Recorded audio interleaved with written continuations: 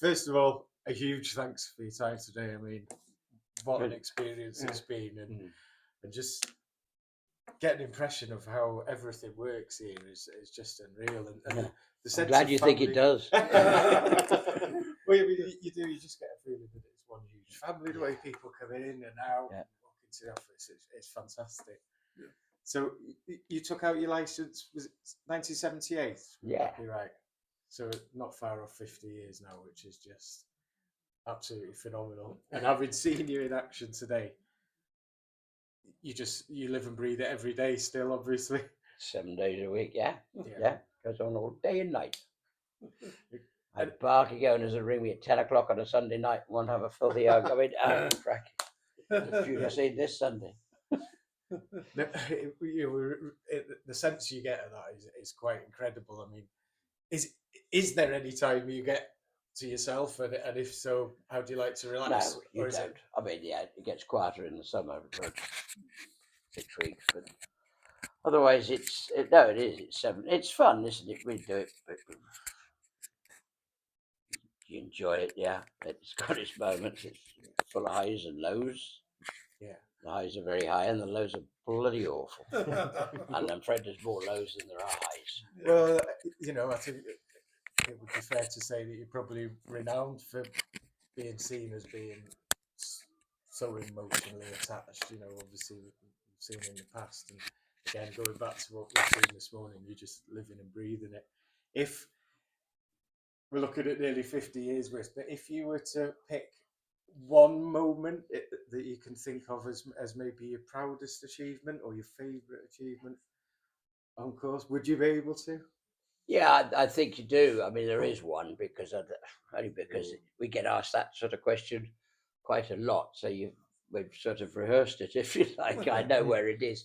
Yeah, we've been very lucky. There've been a lot that have been a bit special. But I mean, undoubtedly, Sprinter Sacra's second champion chase was one day. I think a lot of the people that were there that day said they will never forget it. Yeah, that was special. And it was unique, and it was we'd had a pretty torrid time with him. So getting him back there was even the Schlur actually, which he won that year on the which was his first side of glimpse of him coming back to his best. He still never got back to his very best, but I'd rather say it's like 2 innings he had. There was the first innings and the second innings. In the first innings, he was totally unbeatable. Nothing could have beaten him. The second time, he wasn't as good, but he could still be the champion. Yeah. And that is testament to how good he was nowhere near what he was like in the first part. But we got back somehow, and those 2 days at Cheltenham were extraordinary, and we'll be pushed to see the like of that again. Yeah, absolutely. Just going on what you said about the Schlur, I remember that jump at the top of the hill when he sort of took a couple of lengths. Mr. Moore, wasn't it? I think it was the horse. I think it was even favourite that day. It was just like you say, amazing to watch. I think Ruby Walsh said it was like he went into a fence and then all of a sudden this great big black cloud passed over. Like he took out the sunshine, it took out everything. He just passed him in the air. Yeah. And he said he was a remarkable horse. Obviously, you've been kind enough to take us out there this morning, and I'm sure you're probably sick of being asked about the same horses. But obviously, we saw Gino out there. He looked well. Are you happy with how everything's going? Yeah.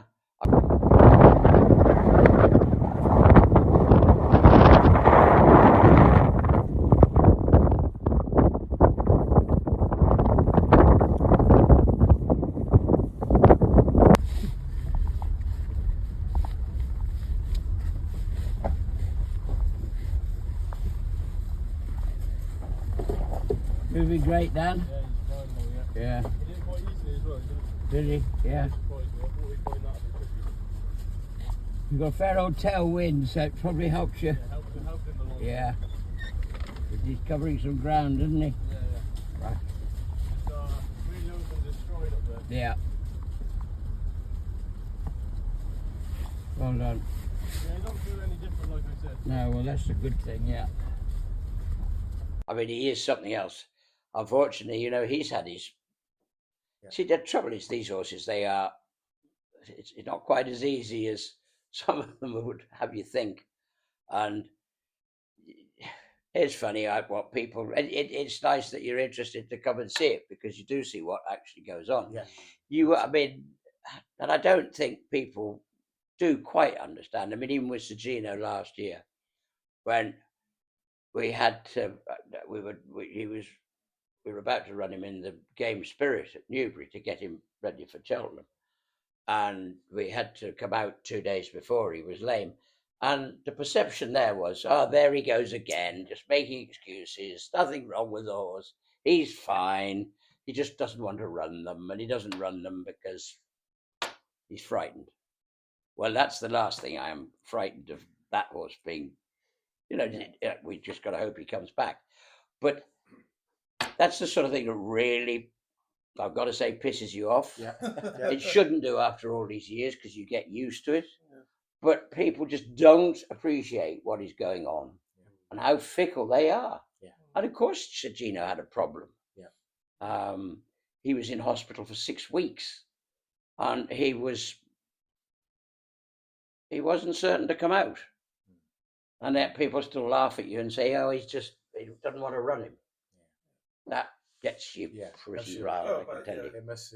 And I guess in this day and age, it's so much more widespread around the social media and all that. It's horrendous. It if there's one thing in my life that's got worse, and if I could have one thing removed from it, would be social media. It is.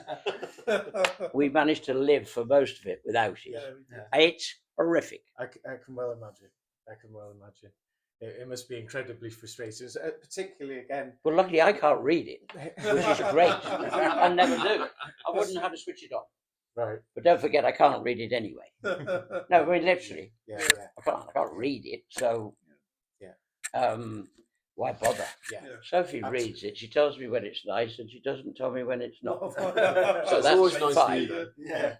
No, I know what it says. I think it's just horrible. Yeah. What people say when nobody's going to reply to it. They write things they would never say. Yeah. I think that's the sad thing about what happens today. Yeah. People hide behind that. Yeah, it's just keyboard warriors. It's just foul. Yeah. Quite agree. Excellent. Right, Ian, do you want to? I'll try and read some. I've got really alphabetical order, Nicky. Well, there are no Zs, so that's a start. So we've got start with Active Innocence, who was previously with Paul Nichols for Gordon and Sue. Is one for novice hurdling potentially? Yeah, the plan is to run at Cheltenham on Saturday. Oh, perfect. Yeah. Okay. Yeah. No, he's a very nice horse. Funny enough, I actually was about to have a go at trying to buy him in Ireland when I think Tom Malone bought him overnight. We'd seen him running a bumper. What was it, 2 years ago? He's a lovely big horse, yeah. And I've over here, Aston Martini, I've put in brackets, has a checkered past, because I remember seeing in the interviews, you said that the horse won and it was disqualified and then got the race back. But it's not. Yeah, no. She's had a. I'm not sure it's checkered, but she had a hell of a year last year. Yeah. She did actually get 2 strokes of. One was from the previous year, actually, when she lost a race at Lingfield, a very valuable race, and she got disqualified on the day, but we got it back on appeal, and then. Last year, she had a very lucrative year all round, but there was a valuable race at Bangor, and we finished second. It was a bit. I mean, this was a bit fortuitous, to be fair. She was second, but the winner turned out with a positive test. They got my tie, I think it was. Yeah, and sadly, from their point of view, had to be disqualified on a technical thing. But so we actually got the race. Then we didn't go to Cheltenham and purposely kept her back there was a valuable race at Kempton on the Saturday after Cheltenham. And all the way along, being that she was a mare, we were always trying to get some black type for her. And actually, that was, by then, there were no listed or graded races left in England that she could run in. So we took her to France to run in a listed race at Compiègne. thinking, okay, we've got to finish in the first 3 in order to get black type for it to go back to stud. And then Ile-Francais pitched up in this race. I thought, well, we could finish in the first 3. Now we've got to finish. We've got to beat 2 now, because we're not going to beat that. She was so impressive. I mean, I'm afraid Ile-Francais probably didn't turn up on the day. Yeah, She was very impressive, and it was a really good performance, and that was worth an awful lot of money. So she had a fantastic year and got black type. Yeah, we're ready to start again, and we're going to go over fences. Is the plan? Excellent. Okay. Right. Constitution Hill. All right. Yeah, good, yeah. I think we leave it alone today, don't you? Yeah. I mean, I'd rather do 1 today, 2 tomorrow, and then we'll try and work Thursday. Okay, yeah. Which would, if he did that, then he goes to Newbury on Tuesday. Yeah, right. When you saw him out this morning, you could only vouch to all the doubters that are numerous that he is alive and well. Yeah. He's very well. Yeah. Couldn't be happier. Is fighting fifth still the aim? In the Yeah, very Christmas much so, circle? yeah. Absolutely. He's on course for that. Plan is to go to Newbury next Tuesday for a racecourse gallop there, and then we're all set to go. Excellent. Okay. Next one, Doddiethegreat. Had a fantastic season. But because of his mark, is he potentially his target could be like the Stayers Hurdle?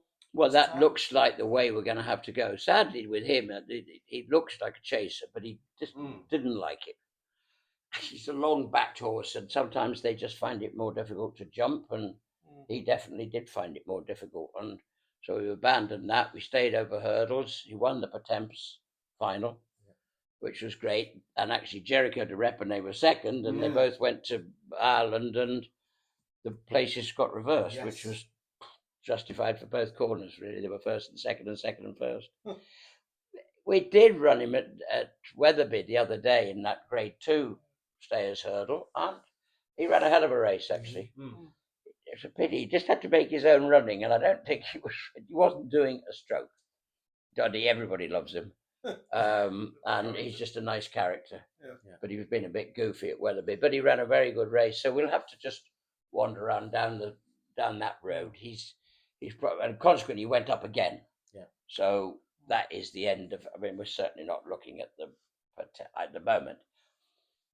There's a good race at Newbury, and then there's a long walk coming up soon after that. So he'll go to one of those anyway.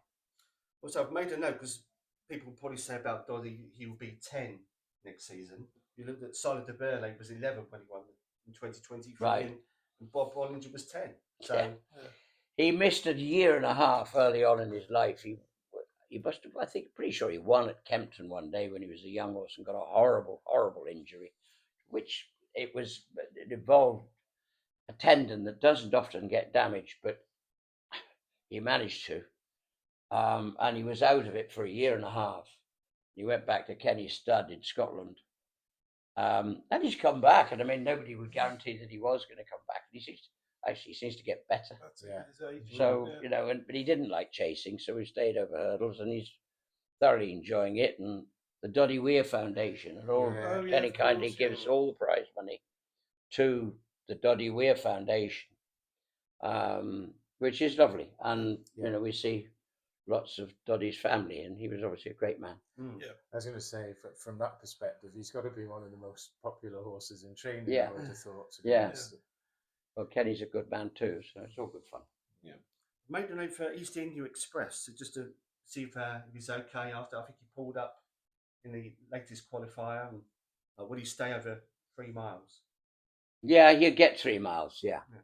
Unfortunately, again, like Doddy, chasing is not for him. He does have he fell at Cheltenham a month ago, so he does do some silly things at times, and we tried him over fences at home, but to be honest with you, somebody was going to get hurt. And we'll stick to hurdles. And while we're talking about Doddiethegreat, we've got Eremenko, who's the half sister to Doddiethegreat. Yeah. So won a bumper at Savile. Was she novice hurdling? Well, she was going to go novice hurdling the other day and just had a tiny setback. And in fact, she's in a mare's listed bumper at Cheltenham on Saturday. We might I'm just going to talk to Kenny shortly. She could actually run there, only because if she could get some black type, makes her a very valuable brood mare. She's already is possibly, but she wouldn't be the biggest. Doddie's a big horse. She's quite small. But saw her out this morning, didn't we? Yeah, she was out there. She was on the grass there this morning. Yeah. How is she? Yeah? Oh, good. She enjoyed that. We might just let her take a chance in it. I mean, she's all ready to run over hurdles. So, but we might just let her have a run in this bumper and see. You know, if she could get black type, then it makes her, changes her life, really. Yeah. Next one is Excello, ran in the Grand Sefton last week at Aintree. Did he come out okay? And yeah, he's fine. Where we go next? Yeah. You forget, really, well, not you, but we forget he's only 6. He came out of France, having won a chase there, and yeah, he's just a very good jumper. He ran a very good race at the Topham last year. Just made a mistake at the second last, otherwise he'd have been very close in that. He ran a great race on Saturday. Sunday was Saturday, yeah.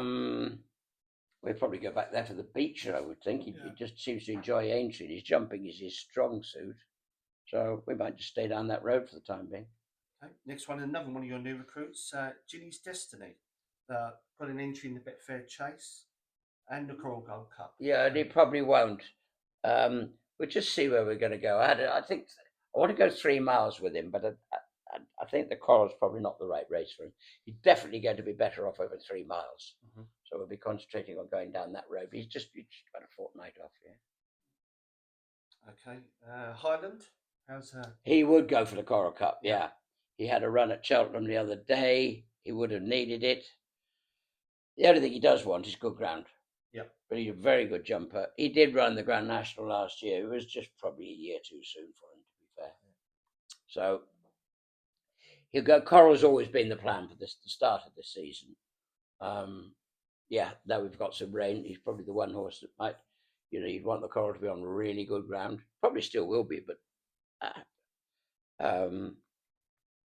he's in good form. That race will have brought him on a lot. He went up the grass this morning. He enjoyed that. Yeah. And that one of the horses we saw today, Iberico Lord, is good entry in the Great Wood. Yeah, but that's the plan. Yeah. Why not? He's won it before. He is due to go back over fences. I just was quite tempted by the Great Wood here and talked to JP about it. We've been schooling him over fences. His last run over fences, he had a horrible fall. And it seemed we had to go back over hurdles. But we have done a lot of schooling over fences with him and loose schooling and everything for this season. I just thought we'd try and back over hurdles for just this one and see where he is. Next horse, Impostoir, put an entry in a Stays handicap hurdle on the 22nd. No, well, he won at Liverpool on Saturday. Yeah. And that's changed life. To be fair, it's changed as of this morning because the handicapper put him up 5 for that. I'd have said I'd have settled for 4 and be annoyed at 6. So I suppose 5 was. So I suppose it's fair. So you're looking at graded races. I just think that was probably a very moderate race. I don't know. He won very, very easily. Yeah. He's absolutely useless at home. Is he? He wouldn't win he would be undoubtedly if something finishes behind him at home, you'd want to worry. And he's hardly ever finished in front of a horse. Really? Or even with a horse. He's absolutely useless. But it works on the racecourse. He's now rated 100 and whatever he is, 40 something. He's gonna have to have a look at these graded races now. But that was a very weak race at Aintree, in my opinion. He had 12 stone and he won very easily, but it was not a good race. Why do you think that is? That obviously personality-wise, but one will work so poorly at home and then that's so just the nature of them. And I'd far rather have an Impostoir that shows you nothing in the morning and everything in the afternoon than, I'm afraid, the other way round. Yeah. In which case we have a lot of things that you get very, very excited about here. Yeah. Think, wow, this is really smart, and then it doesn't happen. And then as the years go by and it continues to work like a superstar in the morning, and they're known as morning glories. And there are plenty of them, and over the years everybody's seen them. Yeah. And they're shocking animals. Well, they're not. Nothing shocking, but the nice ones are the ones that want to behave like Impostoir in the morning. Yeah. And doesn't bother. And you even worry, how could it have got itself fit? Because it must be doing nothing. And yet it's got itself fit. So you'd think there'd be a lot of improvement in it, but they can fool you. He could end up in the Space Hurdleman, could he? Well, you have to, yeah, but another £5 is almost certainly taking him out of per temps handicaps, really. I mean, the whole point of going to Aintree was to get him qualified for the temps final. Right. Yeah. He had a fantastic spring campaign from the Coral. He was second to the Coral at Cheltenham. He was third at Aintree. He was second or third, I forget which, at Punchestown. Very few horses could do the 3 festivals, and he did, and was placed in all 3. So it wasn't as if he was winning out of turn. No. He was winning slightly by surprise, I must admit. I thought with 12 stone and the way it was, that was highly unlikely. But anyway, we are where we are. Yeah. As I say, all I was trying to do was finish in the first 4, to be honest. Yeah. Well, it was a very pleasant surprise. And all these second and thirds don't help his mark, do they? Because he nudges. Well, there you go. And it proves we're very honest people, because he's running on his merits every single time. Yeah. So they should. Well, he's really out the top. And he's very consistent, but you get clobbered sometimes for little gain. I mean, I'm not saying it's little gain finishing second in the races he was running, because they were valuable. Yeah. But yeah. Well, this next horse we've been asked a hell of a lot about was Jango Baie, your ARCA winner.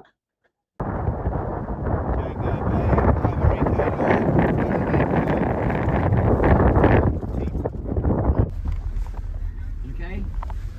Yeah. Good. Could he possibly go to the King George again?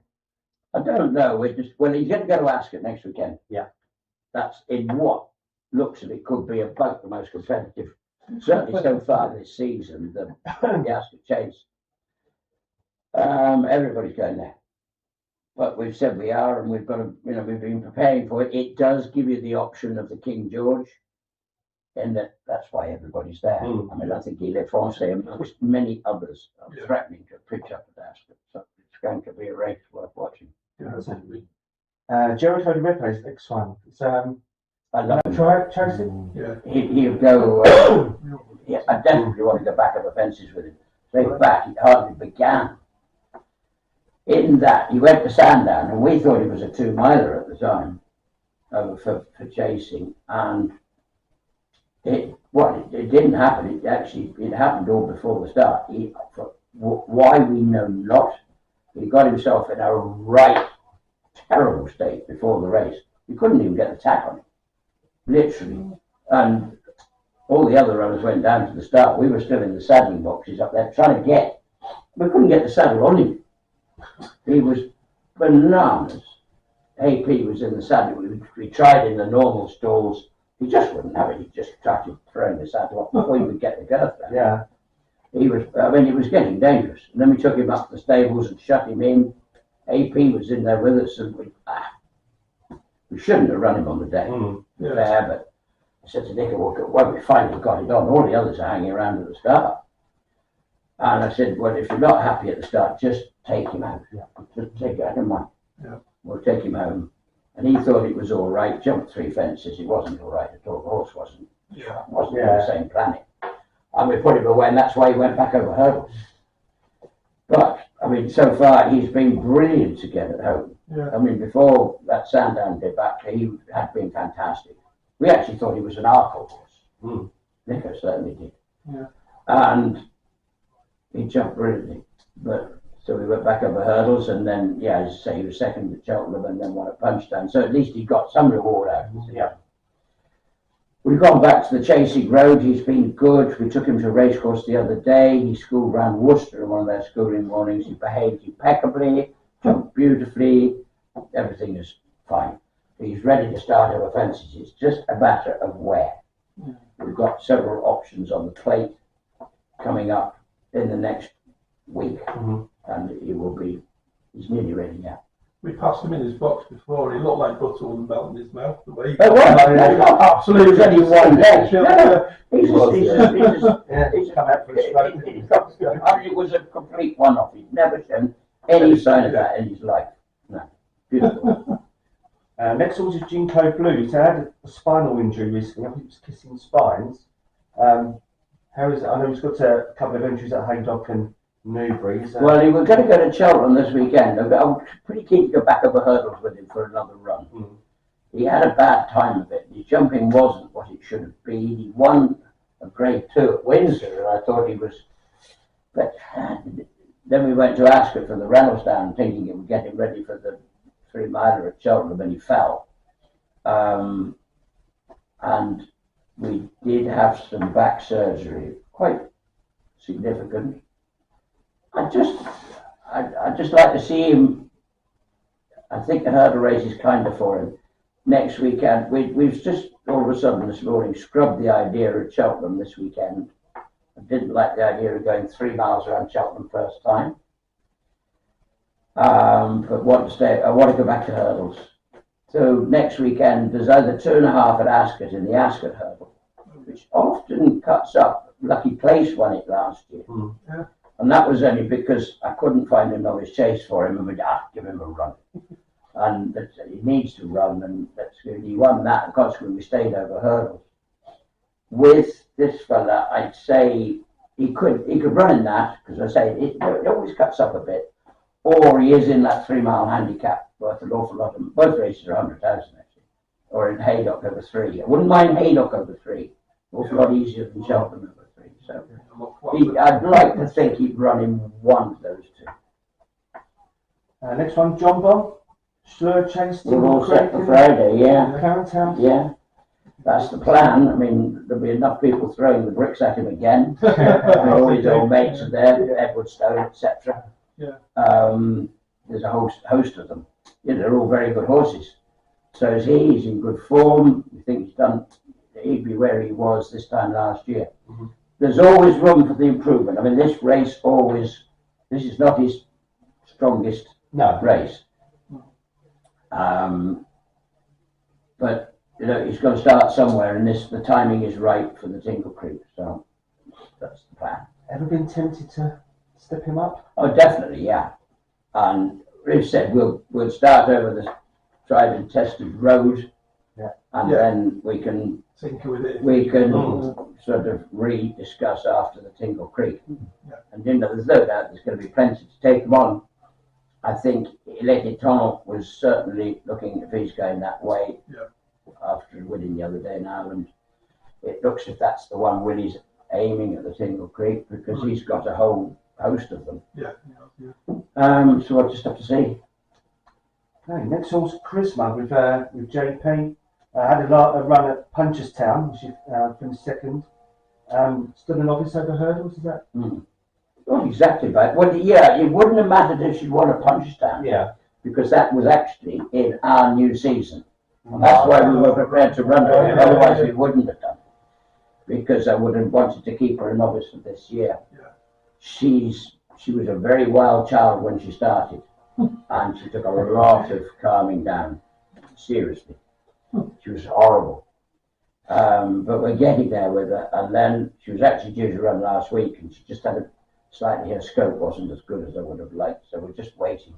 I think and hope she's a good filly, but we will just have to see. She wants to start low, and just find her feet. La Pinsonniere, I hope that's my translation. Yeah, it is. Well, she's just she's got a little issue at the moment that's causing us a lot of angst. I think she's lovely, and I'd like to have gone chasing with her, but for the time being, she's on the going quiet list, if you like. She's spending a lot of time in the water treadmill and just trying to keep her ticking over until we get rid of a little problem there. She's just bone sort of an issue.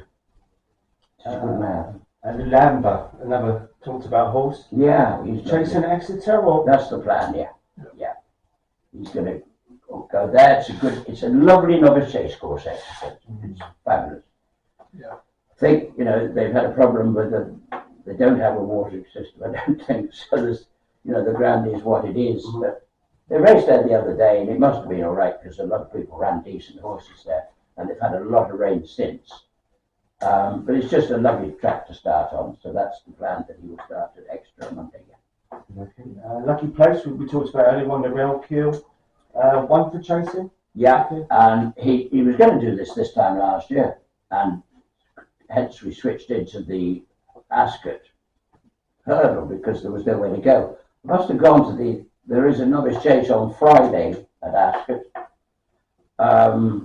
Must have been a reason that Lucky Place didn't go there last year because that's where he's going to go this year. Yeah. So he intended is to start next Friday at Ascot. Okay, Mr. Coffey. Mr. Coffey. We took the cross country out and put in a 2.5 mile veterans race. It's not fair.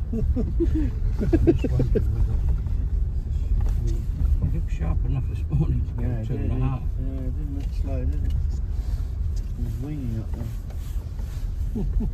It looked like he really enjoyed those cross. 2.5 and 3 first time. Yeah. Probably going to lean it whatever, but he looked lean and mean. He looked like he really enjoyed himself last season over those banks, didn't he? Yeah, he did, yeah. It's a shame they cancelled the race. Well, he was meant to be across country on Friday. Yeah. Foul ground, wasn't it, Nicky? I think that's it. Well, they can't water that track. No. Well, he's just dear and he's been going round forever. And consequently, he's a 10-year-old maiden, so he comes into veterans races for the first time. And actually, this has happened very recently, to be honest with you.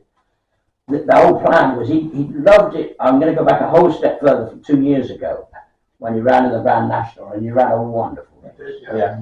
And he still led at the second last, and he really thought something might be going to happen. But he just didn't quite get home, possibly. Probably done too much. He just took the race on from the canal turn all the way back. Yeah. And he just was an attack, and he was probably in it too long. Yeah. And he galloped till he dropped. And to be fair, you can do that, but it got to the bottom of him, to be honest, and he didn't come back at all the next year. Well, he came back, but he hadn't got over it, I don't think. And consequently, it was, do we retire him or, I don't know, we're all pretty upset lot. I had an idea and we went cross-country racing. And that worked, and he loved it. It was a completely new game. Actually, we rode him completely differently, and that worked. Yeah. It did, and he really enjoyed himself. So the plan was to do that again. He was due to go to Cheltenham this weekend. Well, yeah, so they abandoned the cross country, so he'll probably run in there's a 2.5 mile veterans race. And believe it or not, he's still a maiden, he's a veteran as well. And he'll probably run the 2.5 mile veterans race on Friday, purely because then the next cross country is at the December meeting. Mm-hmm. So that'll set him up for that. Okay, and we've got 2 JP horses left. Next one is Manlaga, one juvenile hurdle in France. I can't tell you much about it. Actually, Nick had a set on her this morning. She's lovely. I mean, she's good. She's ready. She appreciate the rain. Don't know much about her at the moment. Okay. The last one is That's Nice. One last time at one. Well, she is That's Nice. Yeah. Chasing? She was just. She's going chasing. She's in the weekend. She's in everywhere. Not quite sure where to go. Really. I just talked to JP about that just now. Okay, that's my stable 12 finished. Yeah, I mean, I can't believe what time it is now. How much time you've spent with us today, but I cannot thank you enough. Honestly, it's been such a, well, firstly, it's been such an eye-opener to everything, and all the hard work throughout all the staff and family, and just how it is a family. So first of all, that, and secondly, it's just been an absolute honour and privilege, not just to meet you, but to be treated so kindly by you. We do this all day and night, and I like having people around. To be honest with you, it's fun. So if somebody appreciates it like you do, that gives me pleasure. I absolutely massively do. So, thank you very much. Thank you. Good guys. Well done. It's good to see you all. Been amazing. All very glad. We'll meet up one day on the racecourse.